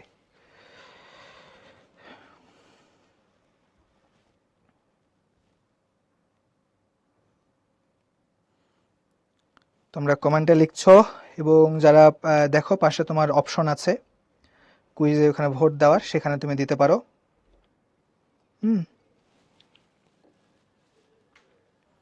ওকে, ম্যাক্সিমাম উত্তর তোমাদের ঠিক আছে। হ্যাঁ, যারা মনোযোগী ছিল উত্তর ঠিকঠাকই দিয়েছো। ওকে, দাঁড়াও, আমাকে একটু সময় দাও, আমি একটু তোমাদের লিডার বোর্ডটা বলে দেই কার কি অবস্থা, কারা কারা ঠিকঠাক দিয়েছো। লিডার বোর্ড চলে আসছে আমার কাছে। স্বর্ণময়ী, আব্দুল আজিজ মজুমদার, মুয়াজ, তাহসিন, জারিফ, অভি, মাইমুন নাহার, রাবেয়া, রোদেলা, শিমু। ওকে, যারা প্রথম দিকে দিয়েছো সবার উত্তরে ঠিকঠাক আছে, সাবাস। সুধিব শব্দের অর্থ হচ্ছে তাহলে কি? শোধ করা। সুধিব মানে হচ্ছে শোধ করা। কিভাবে বাবার এই ঋণ আমি শোধ করব? আমি বলেছি, না খেয়ে বাবা আমাদের খাওয়ায়, না পড়ে বাবা আমাদের পড়ায়, বাবার স্নেহে আমরা বড় হচ্ছি, এই বাবার ঋণ আমি কি করে শোধ করব? ওই শোধ করবো মানে হচ্ছে এই সুধিব। আশা করি বুঝতে পেরেছ। তিশা, ওকে, ঠিক আছে, বুঝতে পেরেছ। তাহলে এই কবিতা নিয়ে আমাদের আলাপ আলোচনা শেষ। এই কবিতা নিয়ে আলাপ আলোচনা শেষ। আমরা এখন বাংলা দ্বিতীয় পত্রে যাব, চলো। ওকে, বাংলা দ্বিতীয় পত্রে সন্ধি পড়ব আমরা। সন্ধি, সন্ধি কনসেপ্টটা একটু বড়। আমি তোমাকে আজকের ক্লাসে যা যা বলবো তুমি এগুলাই শুনবা। এরপরে তো আবার তোমাদের এই ক্লাসটা কিন্তু আবার একবার হবে। আজকে তো ফ্রি ক্লাস চলতেছে জানো। আবার যখন হবে তুমি আস্তে আস্তে আবার তোমার মাথায় এটা ভালো করে গেঁথে যাবে। দেখো সন্ধি আসলে কি ভাইয়া? সন্ধি শব্দের অর্থ হচ্ছে মিলন। সন্ধি শব্দের অর্থ কি? মিলন। কিসের মিলন? পাশাপাশি অবস্থিত দুটি ধ্বনির মিলন। পাশাপাশি অবস্থিত, হ্যাঁ, পাশাপাশি অবস্থিত দুটি ধ্বনির মিলনকে মূলত বলা হয় হচ্ছে সন্ধি। এটা যদি না বুঝে থাকো কোনো সমস্যা নাই, আমাকে একটু সময় দাও, বুঝাই দিচ্ছি সন্ধির কাজটা আসলে কি। দেখো আমি বললাম সিংহ আসন, ওকে। তারপরে দেখো আমি বলতেছি হচ্ছে বিদ্যালয়। এরপরে ধরো হচ্ছে শুভ ইচ্ছা। তারপরে আমি বললাম ধরো হচ্ছে আরো অনেক কিছুই বলা যায়, যেমন ধরো হচ্ছে রবি ইন্দ্রনাথ, হ্যাঁ, রবি ইন্দ্রনাথ, রবি ইন্দ্রনাথ। তোমরা আমার বলো তো, তুমি কি এই ধরনের কোনো শব্দ আজ পর্যন্ত দেখছো? এই বানানগুলো এমন বানান কি একসঙ্গে দেখছো কোনোদিন? না, দেখো নাই। তুমি কি দেখছো? দেখো সিংহ আসন, এটা বলার চাইতে সিংহাসন বলা খুব সহজ এবং মজার। এই সিংহাসন বললে খুব ভালো লাগতেছে। দেখো বিদ্যালয়, এটা বলার চাইতে এই যে বিদ্যালয়, এটা বলতে খুব সুন্দর লাগতেছে এবং সময় বেঁচে যাচ্ছে। শুভ ইচ্ছা, এটা বলার চাইতে শুভেচ্ছা বলতে খুব সুন্দর এবং সময় বেঁচে যাচ্ছে। রবি ইন্দ্রনাথ বলার চাইতে আমার এই যে রবীন্দ্রনাথ বললে সময় কম লাগতেছে, দেখতে সুন্দর লাগছে। তাহলে এই জায়গাটায় দুইটা কাজ হয়েছে। এক নাম্বার কাজ যেটা, সেটা হচ্ছে আমাদের সময় বেঁচে গেছে। এক নাম্বার কাজ কি হয়েছে ভাই? আমাদের সময় বেঁচে গেছে, আমাদের সময় বেঁচে গেছে। আর দুই নাম্বার যে কাজ হয়েছে, এগুলা পড়তে আমাদের খুব সুন্দর লাগছে, পড়তে খুব সুন্দর লাগছে। এই দুইটা কাজ, সময় বাঁচানো এবং ভাষাকে সুন্দর করার কাজ, যেই প্রক্রিয়ার মাধ্যমে সম্পূর্ণ হয় ওই প্রক্রিয়ার নামই হচ্ছে সন্ধি। তাহলে সন্ধি মানে মিলন, পাশাপাশি দুটি বর্ণ মিলিত হয়। কিভাবে? এই যে দেখো সিংহর নিচে অ ছিল, আর এই যে এখানে একটা আ, ও আর আ যুক্ত হয়েছে। এই যে বিদ্যার শেষে এখানে আ ছিল, এই যে এখানে একটা আ আছে, যুক্ত হয়েছে। এই যে শুভ, এর নিচে একটা অ ছিল আর এখানে একটা রস্বই আছে। এই যে রবি, এখানে রস্বই ছিল আর এখানে দেখো দীর্ঘই। এই যে পাশাপাশি দুই বর্ণগুলা মিলে দেখো এখানে একটা বর্ণ হয়েছে আ, এখানে হয়েছে আ, এখানে হয়েছে এ, এখানে হয়েছে দীর্ঘই। তাহলে দুইটা করে ধ্বনি মিলে একটা করে ধ্বনি হচ্ছে, এই হওয়ার প্রক্রিয়ার নাম হচ্ছে সন্ধি। সন্ধি, সন্ধি। তারপর সন্ধির জিনিসটা কি এইটা বুঝছো কিনা? Yes or no? ভাই সন্ধি কি এইটা বুঝছো কিনা? সন্ধির কাজ হচ্ছে ভাষাটাকে সংক্ষিপ্ত করা, ছোট করা, সময়কে বাঁচিয়ে দেওয়া আর ভাষাকে সুন্দর করা, ভাষা ধ্বনিগত মাধুর্য সৃষ্টি করা। এটা হচ্ছে সন্ধির কাজ। সন্ধির কাজ দুইটা, ওকে। সন্ধির কাজ ধ্বনির সংক্ষিপ্তকরণ করে শ্রুতির মাধুর্যতা বাড়ানো। সুন্দর বলেছো, ঠিকঠাক। তাহলে সন্ধি কনসেপ্টটা কি আশা করি বুঝে গেছো। দেখো এখানে বলা হচ্ছে সন্ধির উদ্দেশ্য কয়টা? সন্ধির উদ্দেশ্য হচ্ছে শব্দের উচ্চারণকে সহজ করা এবং ধ্বনিগত মাধুর্য সম্পাদন করা। মাধুর্য মানে কি? মাধুর্য মানে হচ্ছে সুন্দর করা, মধুর করা, মধুর করে। তাহলে সন্ধি সম্পর্কিত ব্যাপারটা আমরা বুঝে গেছি। ভাই বাংলায় সন্ধি কয় প্রকার? বাংলায় সন্ধি হচ্ছে 3 প্রকার। সন্ধি কয় প্রকার তাহলে? 3 প্রকার। সন্ধি কয় রকমের হতে পারে? 3 রকমের হতে পারে। তাহলে আমি যদি বলি সন্ধি কত প্রকার, ওকে, সন্ধি হচ্ছে মূলত 3 প্রকার। প্রথমটার নাম হইতেছে স্বরসন্ধি, তারপরে হইতেছে ব্যঞ্জন সন্ধি, আরেকটা হইল গিয়ে বিসর্গ সন্ধি। এই হচ্ছে 3 প্রকার সন্ধি। তাহলে যে 3 প্রকার সন্ধি বললেন, এই সন্ধিগুলা কিভাবে গঠিত হয়? তোমরা আমাকে একটু বলো তো, তোমরা কি হচ্ছে ধ্বনি সম্পর্কে আইডিয়া আছে কিনা? ধ্বনি কত প্রকার? ধ্বনিগুলা নিয়ে আইডিয়া আছে কিনা? ধ্বনি কয় প্রকার? তোমরা পড়েছো হয়তো, বাবার বলতেছি আমি। ধ্বনি হচ্ছে 2 প্রকার। একটা হচ্ছে স্বরধ্বনি, আরেকটা হইল গিয়ে ব্যঞ্জন ধ্বনি, তাই না? একটা হইল ব্যঞ্জন ধ্বনি। স্বরধ্বনি কোনগুলা? ওই যে অ, আ, ই, এগুলা হচ্ছে স্বরধ্বনি। আর ব্যঞ্জন ধ্বনি কোনগুলো? ওই যে ক, খ, গ, এগুলা হচ্ছে ব্যঞ্জন ধ্বনি। Is that clear? ওকে। তাহলে স্বরসন্ধি কোনগুলা? তুমি যদি দেখো যে দুটা স্বরধ্বনি একসঙ্গে যুক্ত হয়েছে, স্বরধ্বনি প্লাস স্বরধ্বনি, দুটা স্বরধ্বনি একসঙ্গে যুক্ত হলে তার নাম হচ্ছে স্বরসন্ধি। তাহলে স্বরসন্ধি গঠিত হবে কি দিয়ে? স্বর দিয়ে। দুটা স্বরধ্বনি একসঙ্গে যুক্ত হলে তার নাম হচ্ছে স্বরসন্ধি। একসঙ্গে হইলে স্বরসন্ধি। আচ্ছা, তাহলে ব্যঞ্জন সন্ধি কি জিনিস? ব্যঞ্জন সন্ধি মানে ব্যঞ্জন যুক্ত থাকবে। এই ব্যঞ্জন বা যুক্ত থাকতে পারে বেশ কয়েকটা ভাগে। যেমন যেমন ধরো একটা ব্যঞ্জন ধ্বনি, তার সঙ্গে আরেকটা ব্যঞ্জন ধ্বনি, এই দুটা যুক্ত হলেও তার নাম হবে হচ্ছে ব্যঞ্জন সন্ধি। অথবা একটা ব্যঞ্জন ধ্বনি, তার সঙ্গে একটা স্বরধ্বনি যুক্ত হলেও তার নাম হবে হচ্ছে ব্যঞ্জন সন্ধি। অথবা যদি শুরুতেই থাকে স্বরধ্বনি, তার সঙ্গে যদি একটা ব্যঞ্জন ধ্বনি যুক্ত হয়, তার নাম হবে গিয়ে তোমার ব্যঞ্জন ধ্বনি। তাহলে কনসেপ্টটা আসলে ছিল এইটা, যে ব্যঞ্জন থাকলেই সেটা ব্যঞ্জন ধ্বনি। দেখো ব্যঞ্জন আছে, ব্যঞ্জন আছে, ব্যঞ্জন আছে, ব্যঞ্জন আছে, অর্থাৎ ব্যঞ্জন থাকলে ক, খ, গ, ঘ এগুলো যদি তুমি পাও ওই যুক্ত হওয়ার জায়গাতে, তাহলে তার নাম হয়ে যাবে হচ্ছে ব্যঞ্জন সন্ধি। স্বরসন্ধি মানে দুটাই স্বরধ্বনি। আর ব্যঞ্জন সন্ধি মানে এর মধ্যে ব্যঞ্জন থাকবে, সেটা ব্যঞ্জন ব্যঞ্জনে হইতে পারে, ব্যঞ্জনের সঙ্গে স্বরযুক্ত হইতে পারে। আরেকটা আছে বিসর্গ সন্ধি। বিসর্গ সন্ধি মানে এই যে বিসর্গ থাকবে, যে সন্ধিগুলোর মধ্যে বিসর্গ থাকে তাকে বলা হয় বিসর্গ সন্ধি। তাহলে এই ছোট্ট জিনিসটা বুঝছো কিনা আমার একটু বলো, ইয়েস অথবা নো। সন্ধি 3 প্রকার: স্বরসন্ধি, ব্যঞ্জন সন্ধি, আর একটা হচ্ছে বিসর্গ সন্ধি। স্বরসন্ধি মানে স্বরধ্বনির সঙ্গে স্বরধ্বনির মিলন, ব্যঞ্জন সন্ধি মানে ব্যঞ্জনের সাথে ব্যঞ্জনের মিলন, ব্যঞ্জনের সাথে স্বরের মিলন, অথবা স্বরের সঙ্গে ব্যঞ্জনের মিলন। আর বিসর্গ সন্ধি মানে সেখানে বিসর্গ থাকবে। এটুকু ক্লিয়ার কিনা, ইয়েস অর নো? বিসর্গ সন্ধি কি ব্যঞ্জন সন্ধির অংশ? না, এটা আলাদা একটা অংশ। বিসর্গ সন্ধি আলাদা। এটা হচ্ছে 1, এটা হলো 2, আর এটা হলো 3, আলাদা আলাদা কনসেপ্ট। ওকে, সন্ধি বিশাল বড় একটা জিনিস। আমি শেখার জন্য তোমাকে একটা শর্টকাট সিস্টেম শিখাই দিব। দেখো, প্রথমে দেখো স্বরসন্ধি। দেখো, স্বরধ্বনির সাথে স্বরধ্বনির মিলনকে কি বলে?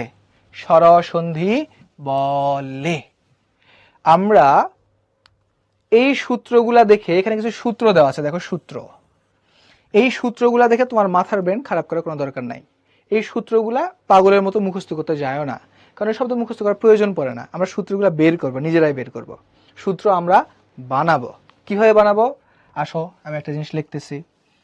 ধর আমি লিখলাম হচ্ছে নর প্লাস অধম সমান নরাধম। ওকে, আমি এটা লিখছি। এখন এখানে কোন সূত্র অ্যাপ্লাই হয়েছে এই সূত্র আমরা নিজেরা বের করব, এখানে দেখব না। ওকে, সন্ধির কাজই হচ্ছে এই জায়গাতে একটা স্বরবর্ণ ছিল, নর অ ছিল, আর শুরুতে একটা দেখো কি আছে, অ ছিল, তাহলে অ প্লাস অ যুক্ত হয়েছে, হওয়ার পরে ঠিক এই জায়গাতে দেখো এটা কি হয়ে গেছে, আ হয়ে গেছে।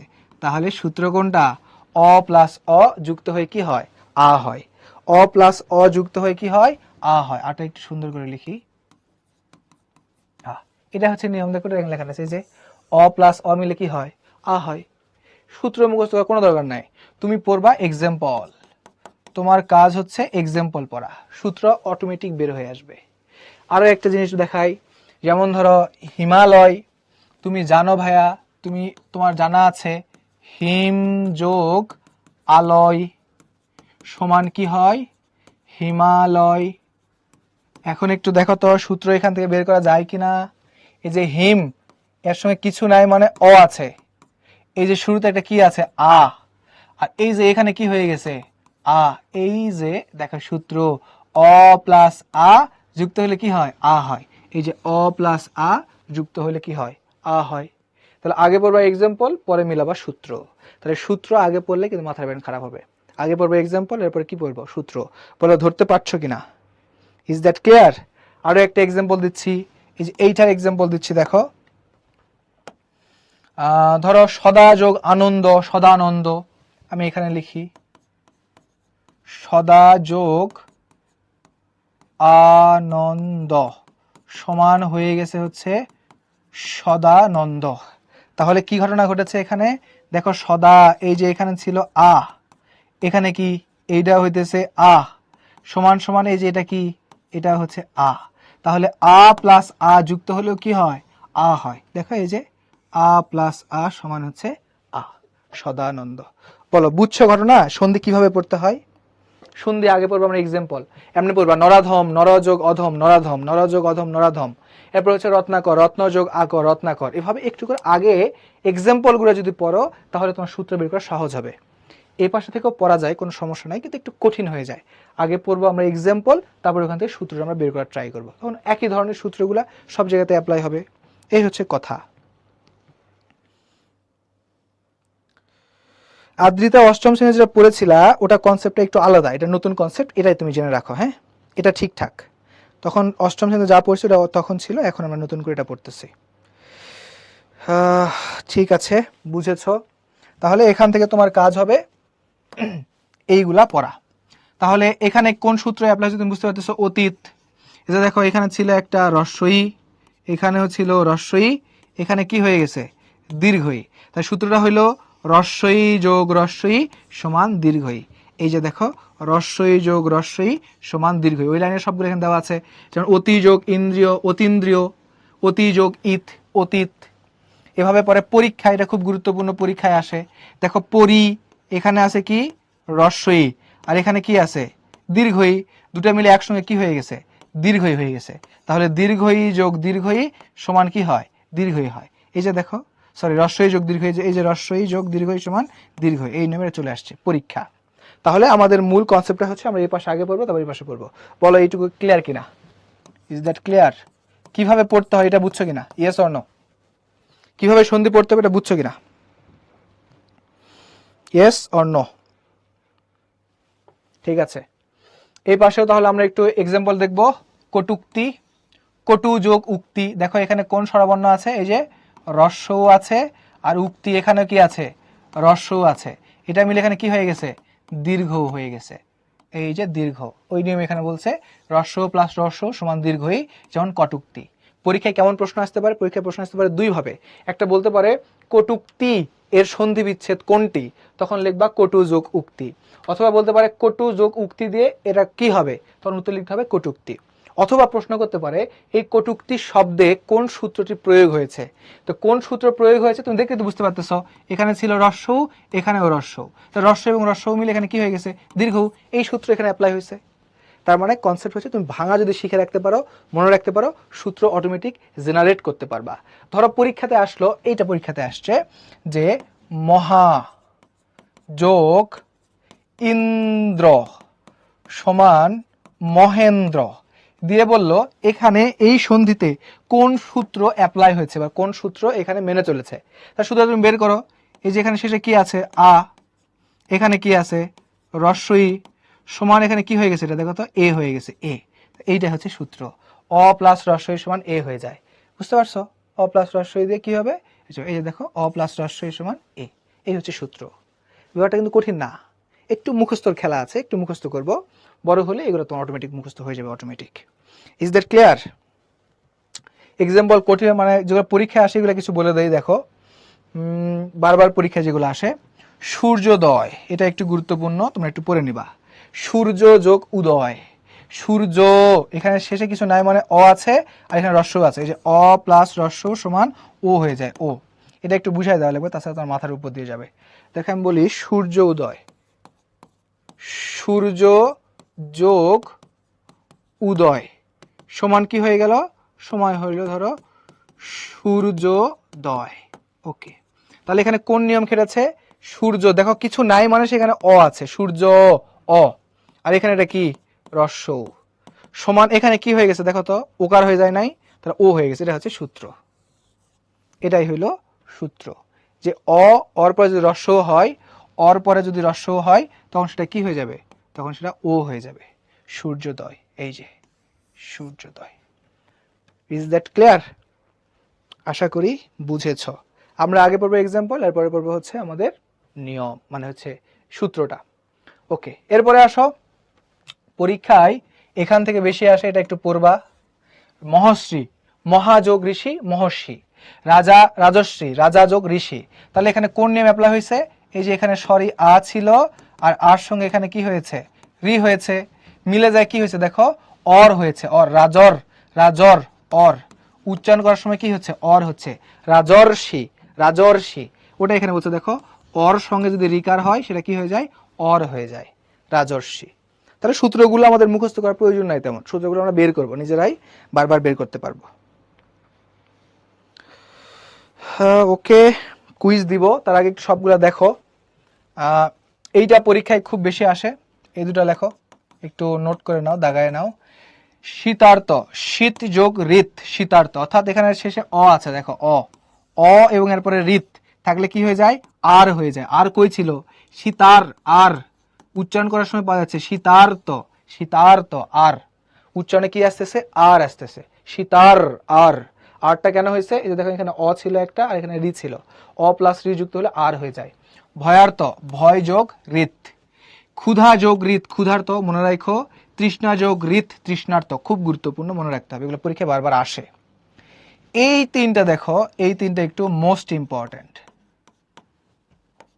এই তিনটা ভাইয়া মোস্ট ইম্পর্টেন্ট, একটু গুরুত্ব দিয়ে দেখতে হবে। কিভাবে গুরুত্ব দিয়ে তোমরা দেখবা, এখানে বলা হচ্ছে দেখো ঔষধি, ঔষধ, ঔষধ, তাহলে এই শব্দগুলো একটু মনে রাখো। হ্যাঁ দেখো ঔষধি হয় না, ঔষধি হয়, ঔষধি আর ঔষধ, ঔষধ মানে ঔষধ, আর যখন তুমি কোনো শব্দের মধ্যে দেখবা ঔষধি লেখা আছে ওটাকে ভেঙে তোমার লিখতে হবে ঔষধি। এই যে ও, ও আর ও এটা কিন্তু উল্টাপাল্টা হয়ে যায়, তাহলে এই দুটো শব্দ আলাদা, একটা হচ্ছে ঔষধি এটা একটা আলাদা, আর একটা হচ্ছে ঔষধ এটা একটা আলাদা। সেটা গুরুত্ব দিয়ে খেয়াল রাখো। মহাযোগ ঔষধি সমান মহা ঔষধি, আর পরম ঔষধ, পরম যোগ ঔষধ তখন হবে হচ্ছে পরম ঔষধ। আমি বারবার বলতেছি এখানে ঔষধি শব্দ একটা আলাদা জিনিস, ঔষধ একটা আলাদা, এই জিনিসটা মনে রাখো যে কোথায় ঔষধি হয় আর কোথায় ঔষধ হয়। দেখো শেষে যদি রস্বই থাকে তাহলে এখানে ওকার হয়ে যাবে, আর শেষে যদি রস্বই না থাকে তাহলে এখানে ঔকার হয়ে যাবে। এই যে এখানে ও, এখানে ও, কেন শেষে রস্বই ছিল, এখানে শেষে রস্বই নাই, এই জন্য। ওকে, সূত্র এপাশে এইটা একটু দেখো, অত্যুক্তি, অতি যোগ উক্তি খুব গুরুত্বপূর্ণ। স্বাগত এটা পরীক্ষায় খুব বেশি আসে, সুযোগ আগত, স্বাগত। স্বল্প, সুযোগ অল্প, স্বল্প যোগ পরীক্ষায় বেশি আসে, আমি ওগুলাই বারবার বলতেছি। তন্নু, তনু যোগ ই, তন্নু। এবার দেখো অন্বেষণ, অনুযোগ এষণ, অন্বেষণ, এগুলো একটু দেখে নিবা। হ্যাঁ, এখানে পরীক্ষায় আসার মতো এই দেখো পিত্রাদেশ, এটা ভাঙলে পাওয়া যায় পিতৃযোগ আদেশ, তাহলে এখানে কি ছিল, এখানে ছিল হচ্ছে রি আর এখানে ছিল হচ্ছে আ, রি আর আ মিলে এখানে কি হয়ে গেছে দেখো তো, রি আর আ মিলে এখানে কি হয়ে গেছে অন্য একটা স চলে আসছে, রি আর আ মিলে এখানে যেটা হয়ে গেছে তোমার এই যে র আসছে, র, র তো এখানে ছিল না, কিন্তু এখানে আসছে। এখানে কি আছে? এখানে তয়ে রফালা আকার, এই যে রফালাটা এখানে চলে আসছে, র। আরেকটা নিয়ম। তাহলে এই যে প্রশ্ন থেকে উত্তরটা বের করা তোমাকে শিখতে হবে, এটা জানলে হবে। এখন এখানে কিছু, এইটা একটু লিখে দিচ্ছি, মোস্ট ইম্পর্ট্যান্ট। আগেরটা বলছিলাম মোস্ট ইম্পর্ট্যান্ট, এটা হচ্ছে তার সাথে বেশি ইম্পর্ট্যান্ট। Most important. কেন মোস্ট ইম্পর্ট্যান্ট? দেখো, এটার নাম হচ্ছে ভাইয়া নিপাতনে সিদ্ধ। এই জিনিসটা শিখে রাখো আজকে থেকে, যে নিপাতনে সিদ্ধ শব্দের অর্থ কি। নিপাতনে সিদ্ধ শব্দের অর্থ হচ্ছে কোনো নিয়ম মানে না, কোনো নিয়ম মানে না। যে কোনো নিয়ম মানে না তাকে বলা হয় নিপাতনে সিদ্ধ। সো এখানে যে কয়েকটা দেওয়া আছে, এটা হচ্ছে নিপাতনে সিদ্ধ স্বরসন্ধি। নিপাতনে সিদ্ধ স্বরসন্ধি কি করতে হবে? এগুলা কোনো কথাবার্তা ছাড়াই মুখস্থ করতে হবে, সব কথাবাদ স্রেফ মুখস্থ। পরীক্ষায় প্রশ্ন আসবে নিচের কোনটি নিপাতনে সিদ্ধ স্বরসন্ধি, তখন তা মনে রাখতে হবে কুলটা, গবাক্ষ, প্রৌর, মার্তণ্ড, শুদ্ধোদন, এই কয়েকটা হচ্ছে নিপাতনের সিদ্ধ স্বরসন্ধি। এগুলোকে ভাঙালে কি পাওয়া যায়? কুল যোগ অটা, গবাক্ষ গো যোগ অক্ষ, প্রৌরা প্র যোগ উর, মার্তণ্ড মার্ত যোগ অণ্ড, শুদ্ধোদন শুদ্ধ যোগ ওদন। Is that clear? তোমাদের মজার একটা জিনিস বলি, এই গবাক্ষ শব্দের অর্থ বলতে পারবা কেউ? গবাক্ষ মানে হচ্ছে জানালা। এই যে তোমাদের রুমে যে জানালা থাকে তাকে বলা হয় হচ্ছে গবাক্ষ। এরপর দেখো মার্তণ্ড, এই মার্তণ্ড মানে কি বলো? মার্তণ্ড মানে হচ্ছে সূর্য। তোমরা যে আকাশে যে সূর্য দেখো সংস্কৃত ভাষায় ওইটাকে বলা হয় মার্তণ্ড। আর হচ্ছে প্রৌঢ় মানে হচ্ছে বুড়ি বা বুড়া মানুষ। আর কুলোটা মানে যার কুল চলে গেছে, যে ব্যক্তির ধর্ম চলে গেছে, এরকম কোনো স্ত্রী লোককে কুলোটা বলা হয়। এখান থেকে কি ধরনের প্রশ্ন আসতে পারে? প্রশ্ন আসতে পারে দুই ধরনের। একটা বলতে পারে নিচের কোনটি নিপাতনের সিদ্ধ স্বরসন্ধি, তখন তোমাকে দেখতে হবে এখানে কুলোটা, গবাক্ষ, প্রৌঢ়, মার্তণ্ড, শুদ্ধোদন আছে কিনা। অথবা বলতে পারে কুলোটা সন্ধি বিচ্ছেদ কোনটি, মুখস্থ করতে হবে কোনো কথা ছাড়াই, কুল যোগ অটা, গবাক্ষ গো যোগ অক্ষ, প্রৌরা প্র যোগ উর, দেখো দীর্ঘ আছে উর, মার্তণ্ড মার্ত যোগ অণ্ড, শুদ্ধোদন শুদ্ধ যোগ উদন, মুখস্থ করতে হবে, এখানে অন্য কিছু নাই। বলো এটা মুখস্থ করা যাবে কিনা? এখান থেকে পরীক্ষায় প্রশ্নের সম্ভাবনা খুব বেশি। তাহলে নিপাতনের সিদ্ধ স্বরসন্ধি কি করতে হবে? মুখস্থ করতে হবে। নিপাতনের সিদ্ধ স্বরসন্ধি আমরা কি করব? মুখস্থ করব। Is that clear? ওকে, তোমার যদি মুখস্থ না থাকে তাহলে আমি তোমাকে একটা ছোট্ট একটা ট্রিক্স লিখে দিচ্ছি, দেখো তুমি এটা করে একটু মুখস্থ রাখো। একটা জিনিস লিখে দিচ্ছি, খাতায় লিখে নাও। রাজা শুদ্ধোদন মার্তণ্ড দেখিবেন বলে,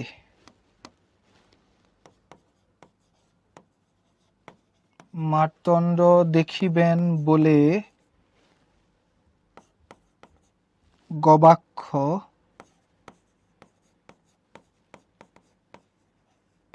পথে চেয়ে দেখলেন এক প্রৌঢ়া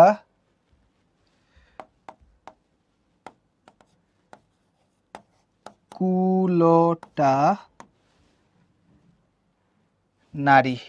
শেষ। এই লাইনটা লিখে রাখো, এটা সহজ জিনিস, যে রাজা শুদ্ধোদন মার্তণ্ড দেখিবেন বলে গবাক্ষ পথে চেয়ে দেখলেন। কি দেখলেন? মানে রাজা আসলে সূর্য দেখতে চান, রাজা সূর্য দেখতে চান, তাই জানালা দিয়ে বাইরে তাকালো, তাকায় তিনি কি দেখলেন? একটা প্রৌঢ়া এবং কুলোটা একটা নারী দাঁড়ায় আছেন। শেষ। রাজা শুদ্ধোদন মার্তণ্ড দেখিবেন বলে জানালা বা গবাক্ষ দিয়ে তাকালেন, কিন্তু কি দেখলেন? একটা প্রৌঢ়া এবং কুলোটা নারীকে দেখলেন। এই একটা লাইন মনে রাখলে তোমার এখানটা হিসাব ক্লিয়ার হয়ে যাবে। ওকে, আশা করি বুঝেছো। আমরা এখন ব্যঞ্জন সন্ধিতে যাব। ব্যঞ্জন সন্ধি এটা একটু আরেকটু আপডেটেড, তোমরা এটা একটু মুখস্থ করার ট্রাই করবা, আমি কিছু বুঝাই দিচ্ছি। দেখো একচ্ছত্র, এক যোগ ছত্র একচ্ছত্র, তো কি ঘটনা ঘটছে? এক এর সঙ্গে ছিল অ, আর এর পরে কি আছে? একটা ছ, তাহলে অ যোগ ছ মিলে কি হয়ে গেছে? দেখো তো, এই যে চ এবং ছ হয়ে গেছে। এইটাই হচ্ছে এই যে এক নম্বর নিয়ম। দেখো এই যে অ প্লাস ছ মিলে চয় ছ হয়ে যায়। তাহলে তোমার যদি এক্সাম্পলগুলো এবং ভাঙানোটা মনে থাকে, নিয়ম অটোমেটিক তুমি বের করতে পারবা। তারপরে এরকম দেওয়া আছে হচ্ছে পরিচ্ছেদ, খুব গুরুত্বপূর্ণ, পরিযোগ ছেদ, তাহলে এখানে আছে হচ্ছে রস্বই আর এখানে আছে হচ্ছে একটা ছ, এই দুটো মিলে হয়ে গেছে চ এবং ছ। এটা দেখো রস্বই এবং ছ মিলে কি হয়ে যায়, চ ছ হয়ে যায়। যেমন পরিচ্ছেদ, পরিচ্ছেদ, পরিযোগ ছেদ সমান হচ্ছে পরিচ্ছেদ, পরিযোগ ছেদ সমান সমান পরিচ্ছেদ। ওকে। প্রৌঢ়া মানে হচ্ছে বৃদ্ধ, বৃদ্ধ, বৃদ্ধ মানুষ। এরপরে এটা খুব গুরুত্বপূর্ণ, দিগন্ত, নিজন্ত, সরানন, সুবন্ত। দিগন্তকে ভাঙলে পাওয়া যায় দিক যোগ অন্ত, নিজন্তকে পাওয়া যায় নিচ যোগ অন্ত, সরানন মানে হচ্ছে শঠ যোগ আনন, আনন মানে হচ্ছে মাথা, আর শঠ মানে হচ্ছে ছয়, ছয়টা মাথা। ওকে। সুবন্ত, সুপ যোগ অন্ত।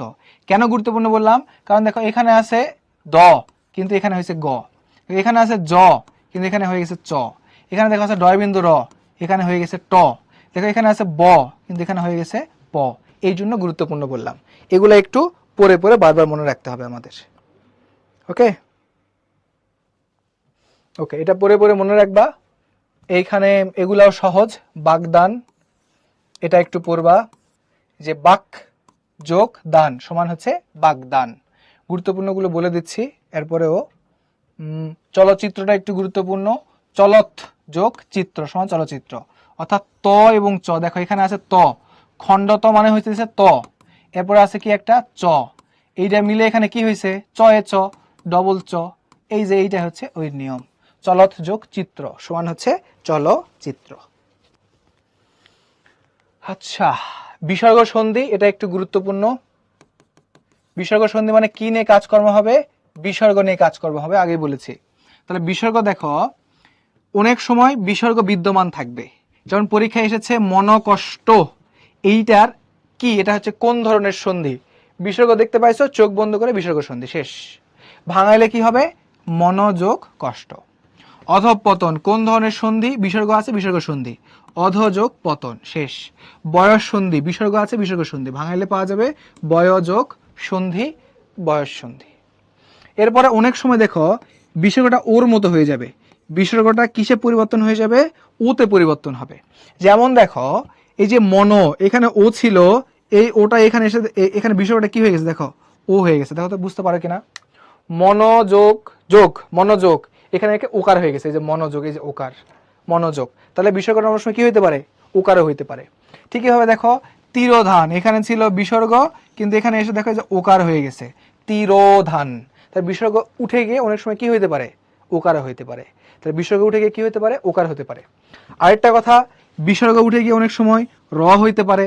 যেমন দেখো এখানে বিসর্গ ছিল কিন্তু এখানে বিসর্গ উঠে যায় কি হয়েছে দেখো, এই যে দেখো র হয়ে গেছে, নিরাকার, নি যোগ আকার নিরাকার। এর মধ্যে কি কোথাও র আছে এখানে, না, এই বিসর্গটা কনভার্ট হয়ে কি হয়ে গেছে, র হয়ে গেছে। আবার দেখো এই যে পুনো, এখানে হচ্ছে বিসর্গ ছিল, এই বিসর্গটা এখানে কি হয়ে গেছে, এই যে রেফ, রেফ মানে হচ্ছে র, পুনর্মিলন। তার মানে আমরা আসলে বুঝতে পারলাম বিসর্গ কয়েকটা জায়গায় কনভার্ট হইতে পারে। বিসর্গ কনভার্ট হচ্ছে কিসে কিসে, বিসর্গ বিসর্গই থাকতে পারে, বিসর্গ আবার তোমার কিসে, এই যে ওতে পরিবর্তিত হইতে পারে, বিসর্গ আবার রতে পরিবর্তিত হইতে পারে, অথবা আবার বলছে বিসর্গ অনেক সময় দেখো তালব্যস্য হয়, দন্তস্য হয়, মূর্ধন্যস্য হয়, তাহলে বিসর্গ আবার পরিবর্তিত হয়ে তালব্যস্য হইতে পারে, দন্তস্য হইতে পারে, মূর্ধন্যস্য হইতে পারে। কিভাবে হইতে পারে, যেমন ধরো নিশ্চয়, দেখো নি এখানে ছিল বিসর্গ, এখানে এসে কি হয়ে গেছে, তালব্যস্য, নিশ্চয়। দুষ্কর, দেখো এখানে ছিল বিসর্গ, এখানে কি হয়ে গেছে, মূর্ধন্যস্য হয়ে গেছে, দুষ্কর।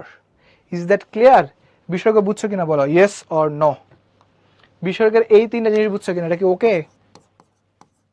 তাহলে বিসর্গ তিন রকম হইতে পারে, বিসর্গ বিসর্গ থাকতে পারে, এখানে উদাহরণ দেওয়া আছে পড়তে হবে। বিসর্গ ওর মতো হয়, এখানে উদাহরণগুলো পড়তে হবে। বিসর্গ রর মতো হয়, এখানে এক্সাম্পল পড়তে হবে। বিসর্গ দন্তস্ব তালব্যস্য মূর্ধন্যস্যের মধ্যে হতে পারে, এই লাইনটা পড়তে হবে। বলো এই কনসেপ্ট বুঝছো কিনা, yes or no? Yes or no? Okay, আশা করি বুঝছো। আর এই লাইনটাই বলছে যে অনেক সময় দেখো এখানে বিসর্গ থাকার কারণে রস্যই ছিল, এই যে নি রস্যই ছিল, এখানে দীর্ঘই হয়ে গেছে। এখানেও দেখো এই যে নয় রস্যই ছিল কিন্তু এখানে দীর্ঘই হয়ে গেছে। এখানে দেখো রস্যই ছিল, এটা এখানে দীর্ঘই হয়ে গেছে।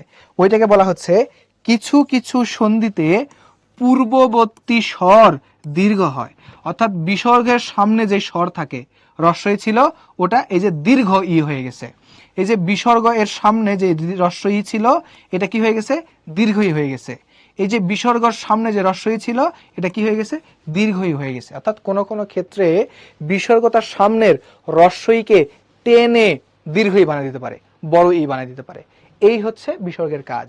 তাহলে বিসর্গ কাজ করে মূলত পাঁচটা কাজ করে। একটা হচ্ছে সে বিসর্গ বিসর্গই থাকে, বিসর্গ ওর মতো হইতে পারে, বিসর্গ রর মতো হইতে পারে, তালব্য মূর্ধন্য হইতে পারে, অথবা সে একটা কাজ করতে পারে, তার সামনে যে রস্বই থাকে ওই রস্বইকে টেনে সে দীর্ঘই করে দিতে পারে।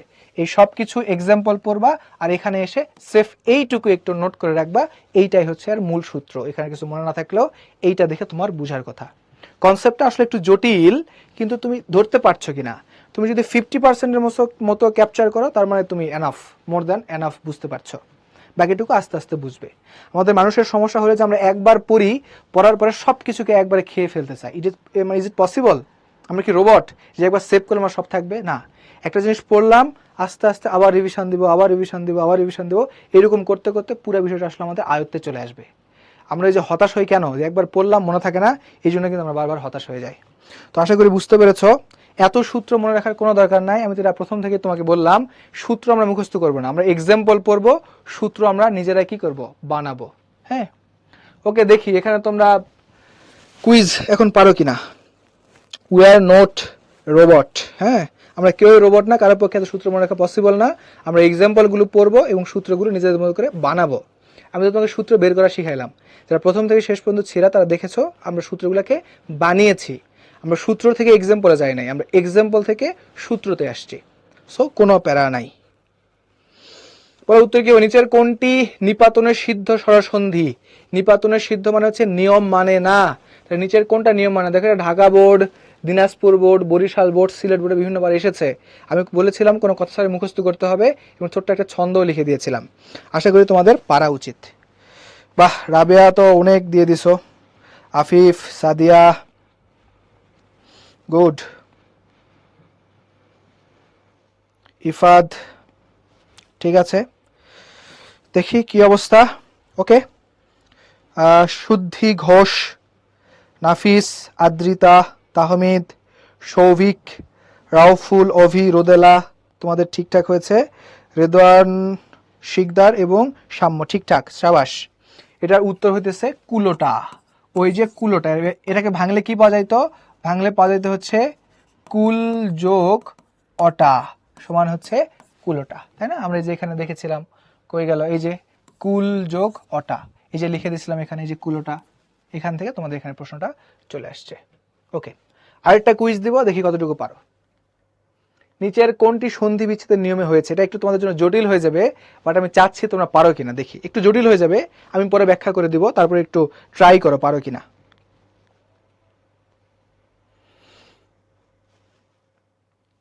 নিচের কোনটি সঠিক? ঠিক কোনটা? আমি আমার আলোচনার মধ্যে বলে দিছি, অলরেডি বলে ফেলছি। আশা করি অর্ধেকের বেশি তোমরা পারবা। কাব্য, ওকে, তোমার উত্তর আমি নিয়ে নিলাম। তুমি হয়তো পোলে ভুল করেছো, বাট আই অ্যাপ্রিসিয়েট ইউ, কোনো সমস্যা নেই। ঠিক আছে, এটাতে তোমাদের হার একটু কম সঠিক উত্তর বলার, বাট আমি বলে দিলেই তুমি তো বুঝতে পারবা। ওকে, মোটামুটি সবাই পারছো তো? ওকে, এবার প্রথম দিকে আছে হচ্ছে মোমো, শিশির, নুজহাত, জান্নাতুল, উদয়, রাউফুল, তাহমিদ, নামিরা, রিয়া, আফি, পেরা। ওকে, সঠিক উত্তরটা দেখো, উত্তর হচ্ছে সি। বাকিগুলা কেন ভুল? আমি তোমাকে এটা বারবার বলেছিলাম, ঔষধি হয় না, এটা হয় হচ্ছে ঔষধি। আমি লিখে দিয়েছিলাম, মনে আছে? এই যে দেখো, কই গেল, আমি লিখে দিয়েছিলাম তোমাদের, দেখা, এই যে দেখো, এই যে ঔষধি হবে, ঔষধি, ও হবে না। তো এইটাও আসলে ওইটা এখানে চলে আসছে। এটা উত্তরটা তোমাকে লিখতে হবে হচ্ছে এই যে ঔষধি হবে না, ঔষধি হবে, এই জন্য এটা ভুল। শীত যোগ আর তো হয় না, হয় হচ্ছে শীত যোগ ঋত। ভাই কেমনে পারলেন? আমি পড়ছি এটা, এই জন্য এটা ভুল। দেখো, রবীন্দ্র, রবীন্দ্র হচ্ছে রবি যোগ ইন্দ্র, এখানে রবিটা হবে কি? রবিটা হবে হচ্ছে তোমার এই যে রস্বই। রস্বই যুক্তটা হবে। Is that clear? বুঝতে পেরেছো? তাহলে এটা ঠিক। আচ্ছা, রবীন্দ্রনাথ তোমাদের একটু দেখাই এখানে, তোমরা হয়তো ওনাকে দেখলা তখন। রবীন্দ্রনাথ, এখানে রবীন্দ্রনাথ কোথায় গেল? ওকে, রবীন্দ্র এখানে দেয় নাই, থাকতে পারে, হয়তো স্কিপ হয়ে গেছে। আমি তো তোমাদের বলেছিলাম রবীন্দ্রনাথ কোনটা। ঠিক আছে, কোনো সমস্যা নাই। রবি যোগ ইন্দ্র, রবীন্দ্র।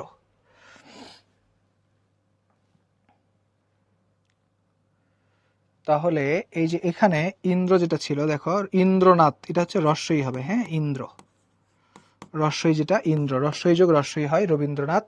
এই রবি বানানে দেখো এই যে রস্বই ছিল, এই যে রস্বই, রবি যোগ ইন্দ্র। এই রবি বানানটার দিকে খেয়াল রাখো। আর এখানে আসলে যেটা ছিল, হয়ে গেল, এখানে আমরা যেটা ছিলাম এটা এখানে দীর্ঘই দেওয়া ছিল, তাহলে এখানে কি হবে? এটা রস্বই হবে। এই জন্য এই উত্তরটা আমরা নিতে পারি না। তার উত্তরটা হবে হচ্ছে আমাদের কি? সি। উত্তরটা হবে হচ্ছে C. Is that clear or not? বলো। ব্যাপারগুলো অনেক কঠিন ছিল, আমরা মোটামুটি একটু ট্রাই করেছি। ক্লিয়ার? দুটা সম্পর্কে বলবা, বন্দনা কবিতার সম্পর্কে বলবা, সন্ধি সম্পর্কে বলবা। বন্দনা কবিতার আমি চাই তুমি 100% বোঝো, আর সন্ধির আজকে যদি মোটামুটি তুমি 50% বোঝো, এটাই তোমার জন্য মোর দ্যান এনাফ। বলো বুঝছো কিনা? Yes or no?